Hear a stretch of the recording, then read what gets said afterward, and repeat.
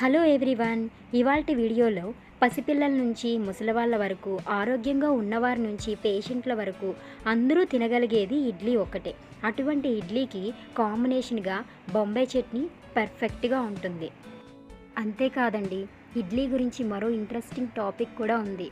అదేనండి, వరల్డ్ ఇడ్లీ డేని కూడా మనం సెలబ్రేట్ చేసుకుంటాం. ఇక వీడియోలోకి వెళ్ళిపోదామా?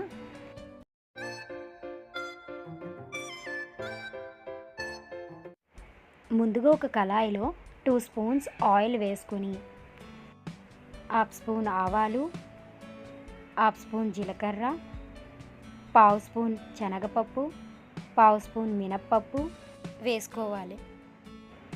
బొంబాయి చట్నీకి కావాల్సిన పదార్థాలు: ఉల్లిపాయలు, పచ్చిమిరపకాయలు, టమాటోస్, అల్లం, క్యారెట్, కరివేపాకు.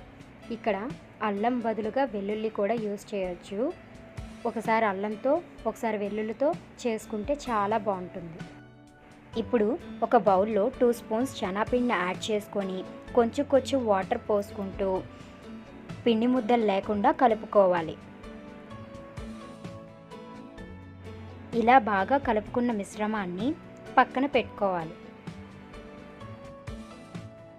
ఆవాలు చిటిపడలాడిన తర్వాత ముందుగా కట్ చేసి పెట్టుకున్న ఉల్లిపాయలను, పచ్చిమిరపకాయలను యాడ్ చేసుకోవాలి.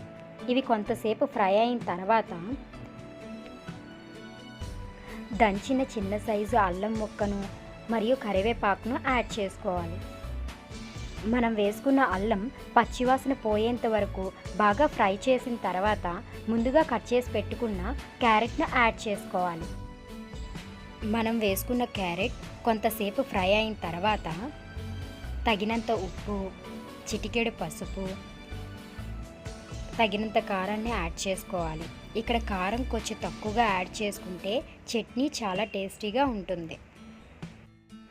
ఇప్పుడు ముందుగా మనం కట్ చేసి పెట్టుకున్న టమాటోస్ని యాడ్ చేసుకుందాం. మనం వేసుకున్న టమాటోస్ కొంతసేపు ఫ్రై అయిన తర్వాత తగినన్ని వాటర్ని యాడ్ చేసుకోవాలి.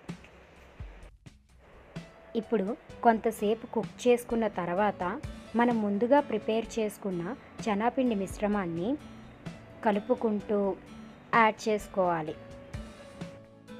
మీడియం ఫ్లేమ్లో కలుపుకుంటూ కొంతసేపు కుక్ చేసుకోవాలి. ఫైనల్గా కొత్తిమీరతో గార్నిష్ చేసుకుంటే ఎంతో టేస్టీ అయిన బొంబాయి చట్నీ రెడీ అయిపోయింది.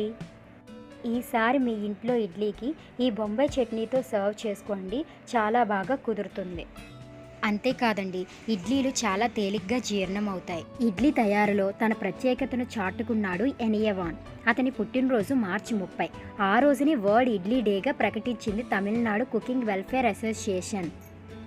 చెన్నైకి చెందిన ఎనియవాన్ 1328 రకాల ఇడ్లీలు మరియు 97 పౌండ్ల ఇడ్లీని తయారు చేశారు. ఇది ఇవాల్టి video. If you like my video, please subscribe. Thanks for watching.